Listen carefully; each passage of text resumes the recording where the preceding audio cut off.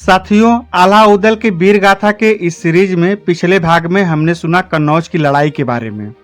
अब हम जानेंगे बनाफरो यानी आल्हा उदल के पिता का महोबा में प्रवेश की कहानी।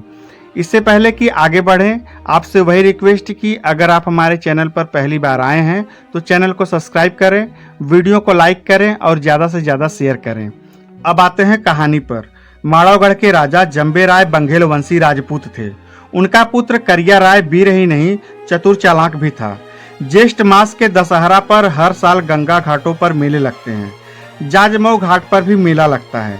वहां भी आसपास के राजा रईस गंगा माता की जय जयकार करते हुए स्नान करते हैं। करिया राय ने अपने पिता से जाजमऊ मेले में जाने की अनुमति मांगी। राजा ने कहा, मेले में जाना ठीक नहीं होगा क्योंकि वहां कन्नौज का राजा जयचंद भी आएगा। हमने उससे कर्जा लिया था और पिछले 12 वर्ष में 1 रुपया भी नहीं चुकाया है। वह तुम्हें मेले में अपमानित कर सकता है। करिया राय को ही करिंगा राय भी कहा जाता है। वह बोला, हे दादा, आप मुझे जाने दें। राजा जयचंद से सामना हो भी गया तो मैं अपनी चतुराई से पूरा कर्ज ही माफ करवा लूंगा। जंबे राय ने गंगा स्नान पर जाने की अनुमति दे दी। करिया राय तब अपने महल में गया और अपनी प्यारी बहन विजयसिनी को गंगा स्नान करने जाने का समाचार दिया। बहन ने कहा, मेले में तो मैं नहीं जाऊंगी, परंतु मेरे लिए मेले में से कुछ ऐसा उपहार लाना जो बहुमूल्य हो और जीवन भर याद रहे। करिया ने बहन से उपहार लाने का वायदा किया और जाजमऊ गंगा घाट को चल पड़ा। जाजमऊ जाकर उसने गंगा स्नान किया, फिर ब्राह्मणों को दान दिया। गंगा स्नान पर मेले में बाजार लगने की भी परंपरा है। लोग अपने काम की तथा अपनी पसंद की चीजें मेले से खरीद कर ले जाते हैं ताकि याद बनी रहे। परिवारजनों तथा मित्रों के लिए भी उपहार ले जाते थे। करिया राय को भी बहन के लिए उपहार खरीदने की याद आई। उसने सोचा कि हीरे से जड़ा नौलखा हार उपहार में दे दिया जाए तो कैसा रहेगा। बाजार में बार बार घूमा पर असली हीरो वाला नौलखा हार कहीं नहीं मिला। इसी दौरान करिया राय की भेंट माहिल राय से हो गई। जब माहिल को पता चला कि करिया नौलखा हार की तलाश में है तो उसने चुगली लगाई, राजा होकर बाजारों में क्या खोज रहे हो? जिनके यहाँ हार हो अपनी शक्ति से छीन कर ले जाओ। करिया तो उत्पाती था ही। उसने माहिल से कहा, अरे यह तो पता चले कि नौलखा हार मिलेगा कहाँ, फिर तो उसे उड़ा लाना मेरा काम है। माहिल ने बताया, महोबा के राजा परिमाल की रानी मल्हना के पास हीरो जड़ा नौलखा हार है, जाओ छीन लाओ। करिया को तो मानो पंख लग गए। वह तुरंत महोबा की ओर चल दिया। सेना तो उसके साथ थी ही। इधर एक गांव में रहीमल, टोडरमल, दसराज तथा बछराज 4 भाई रहते थे। वे बक्सर के रहने वाले थे। इनका बनवासी होने के कारण बनाफर गोत्र था। इनके पास ही बनारस का रहने वाला ताल्हन रहता था, जिसके 9 पुत्र और 18 पौत्र थे। जयचंद की रियासत में इनके साथ कुछ झगड़ा हो गया। आपसी विवाद को निपटाने के लिए दोनों परिवार जयचंद के दरबार जाने के लिए चले गए। वे महोबा जा पहुंचे। वहां उन्होंने किसी राहगीर से कन्नौज जाने का मार्ग पूछा। राहगीर ने जाने का कारण पूछा तो उन्होंने दोनों परिवारों का आपसी विवाद सुलझाने की बात बताई। यात्री ने कहा, कहाँ जयचंद को खोज रहे हो? यहीं महोबा में महाराज परिमल के पास चले जाओ। दोनों परिवारों को सुझाव अच्छा लगा। महोबा के द्वार पर राहगीरों के ठहरने के लिए कमरों की व्यवस्था थी। द्वार रक्षकों ने दोनों परिवारों को वहीं ठहरा दिया और कहा, राजा परिमाल को समाचार भेज देते हैं। जब तक वे दरबार में बुलाएंगे आप यहाँ प्रेम से रहिए। भोजन का प्रबंध राजा की ओर से होता है। आप लोगों को कोई असुविधा नहीं होगी। द्वार रक्षकों की बात सुनकर दोनों परिवार वहीं ठहर गए। इधर करिया राय उरई नरेश माहिल के बहकावे में आकर महोबा पहुंचा। उसने प्रवेश करना चाहा तो द्वारपालों ने उसे रोक दिया। वह तो महल में लूट के विचार से आया था, अतः सोचा पहले यहीं से आतंक फैलाना शुरू करूं तो आगे तक सब डर जाएंगे। दसराज और बछराज भी बनाफर राजपूत थे।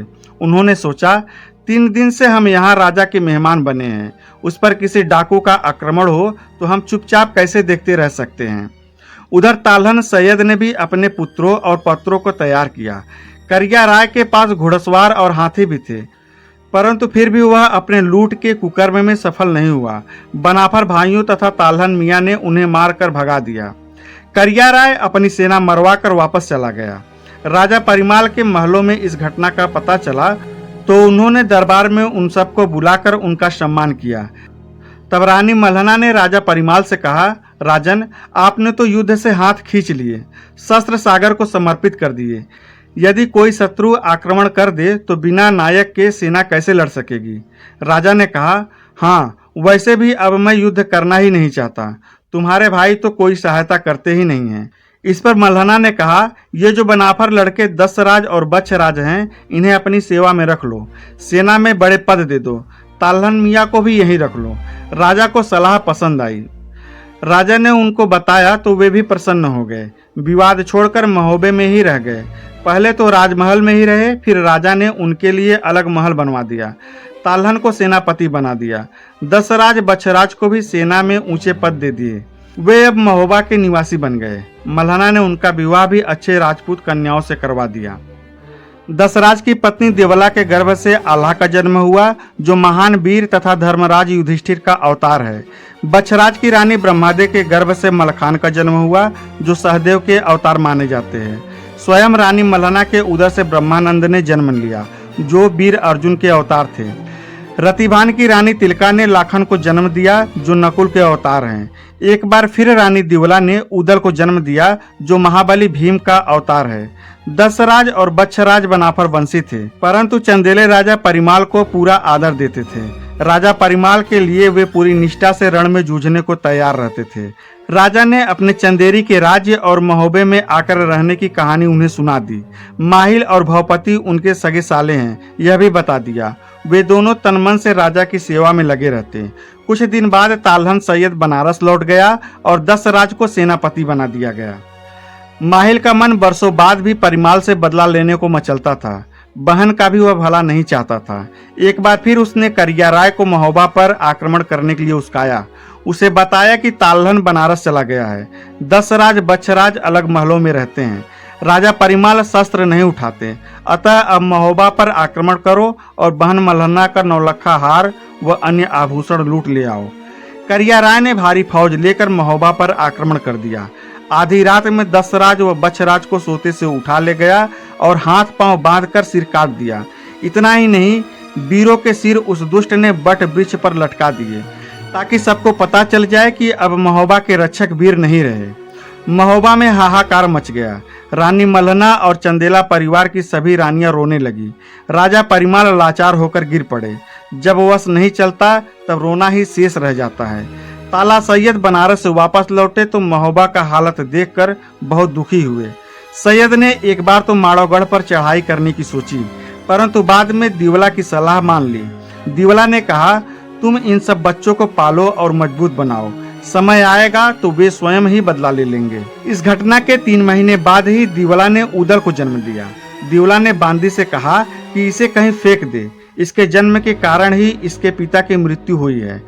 लेकिन बांदी ने रानी मल्हना को बालक देकर सारी बात बताई, तो रानी ने उस बालक को अपने पास ही रख लिया। आल्हा और ब्रह्मानंद के साथ उदल का भी पालन पोषण रानी मल्हना ने स्वयं किया। राजा परिमाल ने पंडित बुलाकर उस बालक का भविष्य पूछा, तो ज्योतिषी ने बताया कि बालक बहुत बलवान होगा। इसका माथा, छाती और नयन सभी आकर्षक हैं। यह शूरवीर और प्रभावशाली होगा। राजा परिमाल ने प्रसन्नता पूर्वक पालन पोषण करने के लिए उसे रानी मल्हना को दे दिया। मल्हना उदल और ब्रह्मा दोनों को अपनी छाती का दूध पिलाती थी। उसने दोनों को अपना ही पुत्र माना। साथियों, पहले बताया जा चुका है कि जसराज की पत्नी देवकुंवरी के एक पुत्र अभुक्त मूल नक्षत्र में उत्पन्न हुआ था, जिसका भविष्य पूछने पर मालूम हुआ कि वह पिता के लिए अशुभ है। अतः परिमाल ने उसे बांदी को पालने को दे दिया।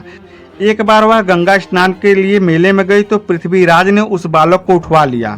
बाद में अपने भाई कान्हदेव को गोद दे दिया, क्योंकि उसकी संतान नहीं थी।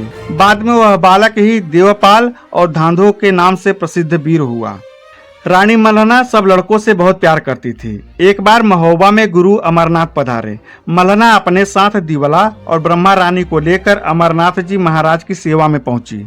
आल्हा, उदल, ब्रह्मानंद, मलखान, देवा आदि सबको गुरु अमरनाथ जी के चरणों में प्रणाम करवाया। रानी ने कहा, आप इन्हें अपना दास जानकर अपनी शरण में लेकर आशीर्वाद दीजिए। गुरु अमरनाथ जी ने आल्हा की पीठ ठोकते हुए कहा, सदा विजयी रहोगे, सभी बड़े योद्धाओं पर विजय प्राप्त करोगे। फिर उदल की पीठ ठोकी, बोले, इस लड़के का शरीर वज्र का होगा, जिस पर हथियार भी असर नहीं करेगा। फिर मलखान पर हाथ फिराते हुए उसका शरीर वज्र करने लगे। तब ब्रह्मानंद ने कहा, महाराज आप शिष्यों के पांव न छुए। गुरु अमरनाथ जी ने कहा, रानी इनकी सारी काया वज्र की हो गई है, बस पांव रह गए हैं। पांव में ही मृत्यु का कारण रहेगा। यदि पांव के तलवे में शस्त्र लग गया तो वह नहीं बचेगा। फिर ब्रह्मानंद और सुलिखे पे हाथ फेरा। मलखान और ब्रह्मानंद के तो पांव में जन्मजात पद्म का चिन्ह है, उसके फटने से पूर्व उसे कोई नहीं मार सकता। सातों लड़के ताला सैयद से युद्ध कला सीखने लगे। मल्हना रानी स्वयं सबके खाने और खेलने का ध्यान रखती थी। इसी प्रकार सबके शरीर और बल में निरंतर विकास होता रहा। फिर मल्हना ने सातों कुमारों के लिए अच्छी नस्ल के घोड़े मंगवाए। उन्होंने आल्हा को हरिनाग नाम का ऊंची रास का घोड़ा पकड़ाया। राजकुमार ब्रह्मानंद को किरिलिया नाम की घोड़ी पकड़ाई। कबूतरी घोड़ी मलखान को मिली। उदल को वैदुला घोड़ा सौंपा। ढेबा को मनोरथा घोड़ा मिला। सुलिखे को हिरोजनी घोड़ी तथा रणजीत को भी हिरोजनी घोड़ी दी गई। मल्हना रानी ने सब राजकुमारों को अगले दिन सुबह दंडक वन में आखेट के लिए जाने का आदेश दिया। जो हिरण का शिकार करके लाएगा उसे मैं अपना सच्चा पुत्र मानूंगी। यह कहकर उन सब में जोश भर दिया ताकि वे अपने काम में जी जान से जुट जाए। अगले दिन सवेरे ही सातों लड़के शिकार खेलने गए।